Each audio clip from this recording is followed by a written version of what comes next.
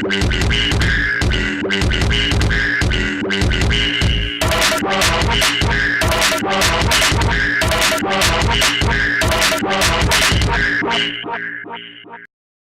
is the season 4 recap and review of The Wire.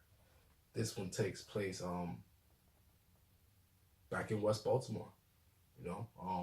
Yeah, back to the original scenario where we brought up in season 1, and a lot of it was in East Coast last season with Amsterdam and that. But I want to get back to the corners. I want to get back to East Coast. I want to get back to the towers, the projects, the drugs, and Marlo's gang and everything.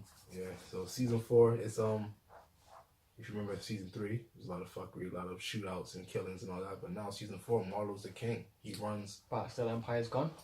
Everyone's locked up, and anyone who's still left in the Barksdale organization either works for Marlo, works for Prop Joe, or they're independent, or they just don't work. If you're independent, you're not doing it on Marlo's territory. You got a little strip somewhere in the alleyway. Mm-hmm. But Marlo's king. He has Chris and Snoop.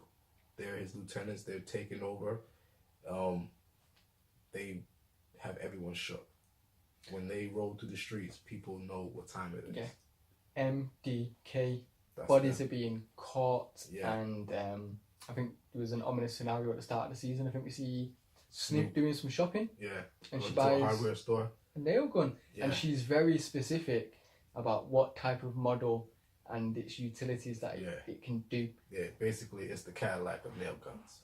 That was the line. Yeah. And why does she need a nail gun? Basically what they've been doing is killing people and stashing their bodies in the abandoned houses. Some bandos. Yeah. And so police don't catch the bodies, so there's no investigation or heat on them. Yeah, and the police are clueless to how come clueless. This guy's he's the how king. How is he the new kingpin of West Baltimore without catching any bodies? There's no bodies dropping.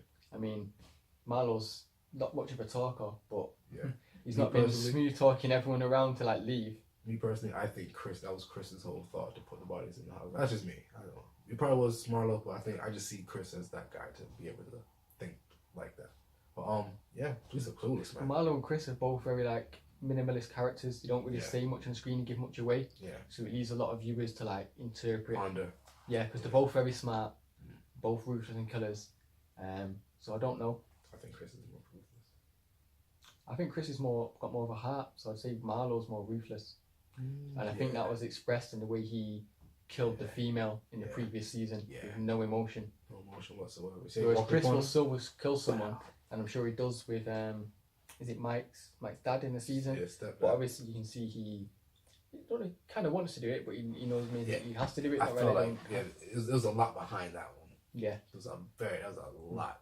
But we'll get into that. But it just shows the characters this season. I think we don't really go too far apart from Marlo's crew. Marlo's organization. But it's enough to keep you involved from Marlo's rise. Yeah. Chris, Snoop, and the recruitment of Mike. One of the few handful of kids that were introduced to this season, because a lot of time is spent in the school. Yeah, although education is fucked. The kids' storylines aren't really as meaty or as substantial this season as it needs to be. It was good and it was enjoyable, but apart from Mike and the possible, was it Randy snitch? Randy was a snitch on naming Bryce being Weebay's son. Yeah. If you know Weebay, he's a cold-hearted killer, but his son... That was maybe to just keep Weebay on screen, I think, just to keep his son and give him an angle on the storyline. I don't think it really affected what was going on with the meat of season 4 with Marlo and obviously the bodies, apart from the recruitment of Mike and the snitch. Yeah, okay. Those two main kids were fine. The kids, everything else in school, it was good to watch. Obviously, because it reintroduced us to Prez, who was a teacher there now. Because he obviously caught that body, shot the undercover cop in the 3rd season. The people, like I say, he just fucks up a lot. I think Colvin as well makes an appearance this season as maybe a kind of substitute teacher kind of guy. So you're introduced to a few people, so the school element is still there and it's worth a watch. But I don't think we're going to be delving too deep into that, but we are going to be mentioning it here and there. But Mike, back to Mike. Mike, he was... Out of the 4 kids, there was something different about him. Very different, yeah. Very standout-ish. Yeah. It was an adult in a child's body. Yeah, he was real, he kept himself to himself. He was still with his friends, but there's just something about him. And then he kind of You kind of figured it out later on with his interactions with Cudiff and the boxing. And then obviously when Chris takes him under his wing, and he finds out about the abuse from his dad. Yeah. Which Chris... I think, it doesn't actually say it, but the way it goes on about it, like, it makes it seem like, okay, Michael's little brother's father comes out of jail. And the way he gets on, like, around Michael, it makes Michael seem like he's real, like, scared. Yeah. Like, you don't want his father being around his brother as well, because he thinks, like, he might touch him or do something that happened to him in the past. And this, I think, has happened to Chris. Because Chris kind of knows or senses this from Michael in his interactions without him saying anything. So I think that's personal experience. So when Mike asks him to do a favour, they approach the guy. Not only did he do the favour, but Chris does it himself. And I think there's an interaction with Chris and Snoop in there as well. Like, he goes personal into it. It's not like a one-shot kill, like what him and Snoop would usually do. He punched him up. Yeah, I think when the police find the body as well, they say it was a crime of passion. Yeah. So it made it seem like Chris done been through that life before. So. But that gives you a hint as well, and an aspect into like Chris and Mike's relationship as well, and their bond. It's close. It was a lot closer than him and Snoop's. Yeah. But Snoop fucked him. They both trained him up as well, because like Mike takes advice from both of them. Obviously, we mentioned previously about turning up an hour early, but I think he sees Chris more as like an older brother. Yeah. And vice versa. Yeah. With Marlo obviously being the main man, like an older brother, but the eldest brother, like the strict one. Yeah, the one that still looks. Because obviously Marlo still sees something in Mike as well. Yeah, that's why he recruited him and all that. I think the first time was Ollie tried to recruit him when he handed all the kids money. Yeah, for school. And Mike's like, I'm alright, because Mike knows like you don't want to be in debt to someone because he can always ask you for something back. Plus he didn't want no handouts. He's a man. He's already been looking after his little brother and his mum. Yeah. So yeah, you like Mike. Stuff. That stuff. She that stuff. She likes all the fixings. So the corners are going on. Obviously, independent people working for Marlo. One of these people is the person we introduced you in season 1, Bodie. He stepped his game up. Good character. Pawn that always wanted to rise up and be a kingpin. Yeah, he's his own boss now. Yes. He turned a corner that had nothing into a decent corner, which caught the attention of Marlo and Chris and Snoop, who then wanted that corner. And it was like, yo, you either work for us or you meet up with Chris and Snoop on the streets, and we'll see who wins. And so basically, Bodie caves in and takes the package. Yep. Which the package is shit because he's not fucking with the co-op. You know, the co-op's still banging, but not much talking about. Yeah, is Bodie still with the co-op? No, he's independent. Oh, no. He gets his work off of Slim Charles, who's works part of the co-op. Works for Prop Joe. Yeah. So he's still getting co-op product. Yeah. So Bodie's product's good. It's better than what Chris and Snoop have. Yeah. But which is why Chris and Snoop won that corner. Mm-hmm. But with their product, it might not do as well. So it doesn't matter. You're still giving into basically you're making money, but you have to end up giving your profit. Which is probably what gave Marlo the insight into the co-op. Like, probably Marlo realised, you know what, with what's going on, we're like, oh yeah, I need a better product myself anyway, because then if this kid can do that on this corner with that product, then we need that product, and then we can do that same scenario on our bigger territories and just make a killing. Yeah, okay. It's Marlo's smart like that. So obviously they're moving together in it, and the Marlo's this now aware of the co-op, so that's where, which coincides as well, because doesn't they want to try and recruit him for the co-op. Yeah, and he turns it down.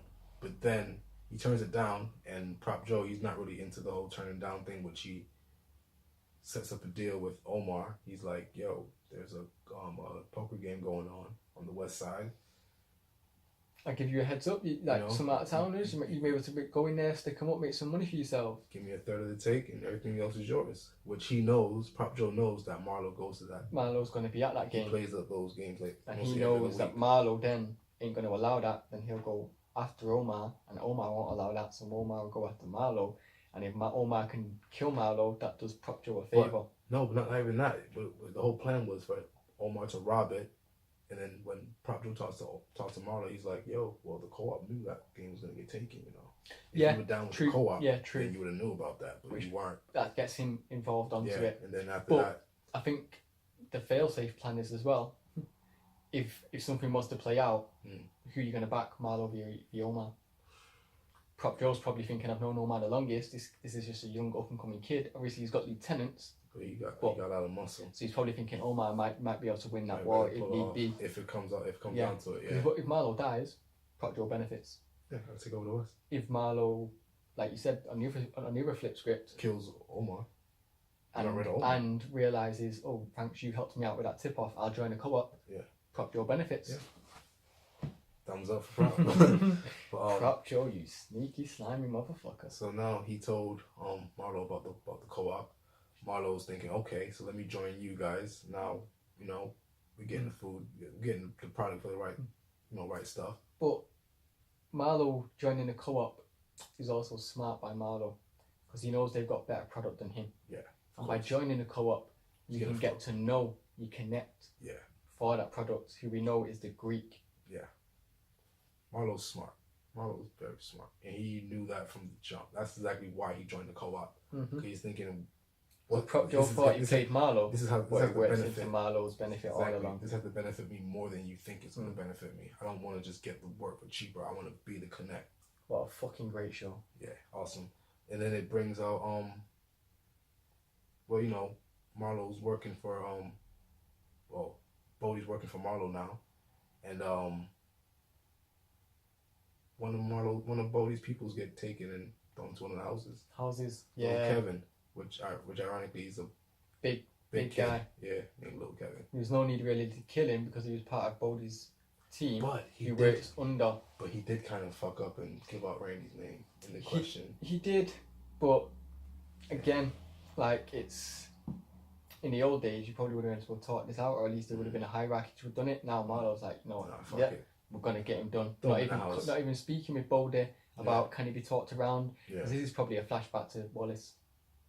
Like, exactly. That's why Bodie went a little crazy on it and decided to and obviously had that conversation with McNulty. Yeah. And then which someone saw. It was Monk went to go bail someone out of jail and he must have seen Bodie hop into a car. And then put the word back to Snoop, was it? Came back to Avon. Not Avon, Snoop or Chris? Chris. Yeah, one of them. And then they just said, you know what, let's take them out. So then there was a war in a corner. You got the shootout with Marlo against Chris or Snoop, which is one of the options they first offered him. Bodie, yeah. And then he took the corner. Bodie held his own. Yeah, he held his own. And doesn't after Poot bails on him. Yeah, Poot comes home from doing his little jail time, and then Poot's there. That's his boy. It's his boy, but it's not really his fight. But he told him like, "Yo, let's go." He did tell him, "Let's go." Bodie's like, "This is my corner. Yeah. I'm standing up for it. I'm going to protect it." And he was holding it down, so someone stuck up on him and took him out. Yeah. Headshot. Yeah. 2 in the head. Now the guy that took him out, he was one of the youngest they were working on. Right. Through season 4, like it's a random kid they were working on. It's like, yeah, when you get someone, shoot him in the head, double tap. Right. So it wasn't the one that wasn't Michael that Cutty froze on and let free in the previous season. No. I thought it would have come back full circle. Fruit. Right. Fruit's weird. Yeah. Sweet. Yeah. They smoke Bodie. Bodie's dead, and Bodie's been a soldier since season 1. Like I liked Bodie in season 1. Out of all the kids, he kind of stood out as well. I mean, obviously, Wallace, he was like Jordan talent wise, but Bodie had the Mike same to me of season 1. Yeah, but R.I.P. Bodie. Jeez. Yeah. But so this brings up Omar versus Marlo, because obviously Omar robbed Marlo at the card game.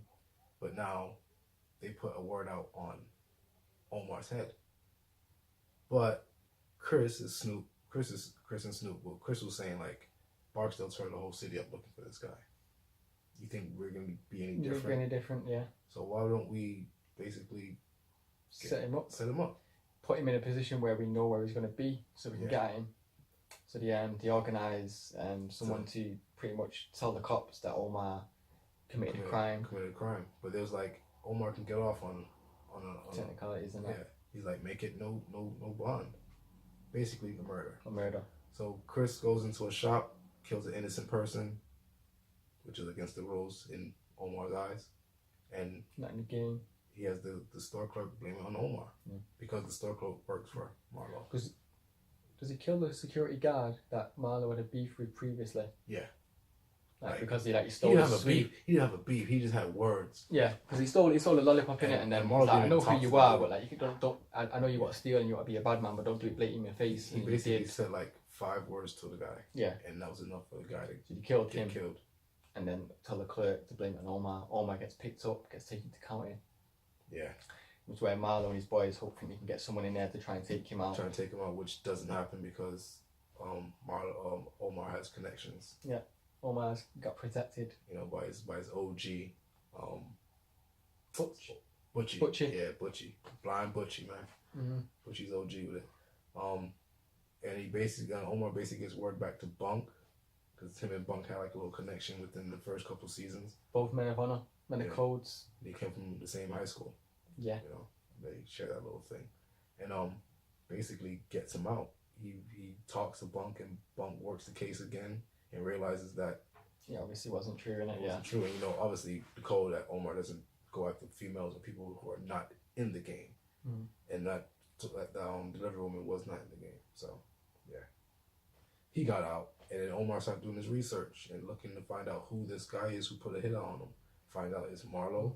And he realized that's the guy from the game I robbed. If I knew that this guy was going to be this much trouble, I probably would have had more joy when I robbed him. Mm-hmm. That was the funny thing about it. It's like, he's like, I would enjoy this a lot more. Also gives Omar an eye opening to thinking, Prop Joe's probably set me up here. Yeah.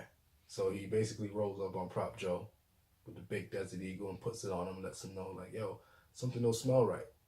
And then basically Prop Joe was like, all right, I'll put you onto a move. You can, rob a couple kilos or whatever, which he thinks Omar's going to do, but doesn't know that Omar actually takes the whole shipment. Mm-hmm. When I say the whole shipment, we talking about 100 keys. So the court take a hit. And he brings back Kimmy. Remember Kimmy from season 2, season 3? Her and a girl. Female assassin. Yeah. Bad chick. Omar's boyfriend shot the chick in the head. Scared shooter. That's the worst. But yeah, that sets them up. They rob the whole connect. They rob the connect. They rob the Greeks basically for the whole shipment. Like Prop Joe said before, if one person gets hit, we all get hit. Yeah, we all took a loss for that one, and which Marlo doesn't like. Yeah, he wasn't. He didn't believe it, so he wanted to basically meet the connect in person to make sure that this shipment definitely did get hit, and he was told to lies. Meet him in person, so now he has a visual on who the connect is. Smart guy. But then he knows who the connect is, so we can go directly to him and cut out Prop Joe if need be. So even though Marlo got hit by money on a co-op, it still works out into his favour in the end, because that's his main reason to join the co-op, to find out who the connect was. And by the co-op getting hit, he was able to find out who the connect was by casting doubt on if it was true or not. Have a meeting with him, and then he had one of his lieutenants follow him, so now he has a tail on the connect.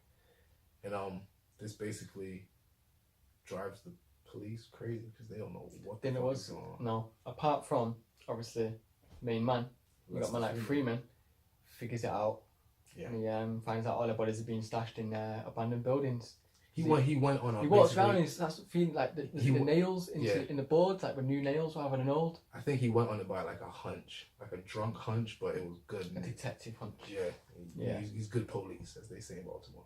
So I think at the end of the season they pretty much wrap up the crime, or at least where the bodies are and the missing, do that. But they can't really stick the bodies to Marlo. To anyone, so they're still kind of fucked. Like they found the bodies pissing up wind. Yeah.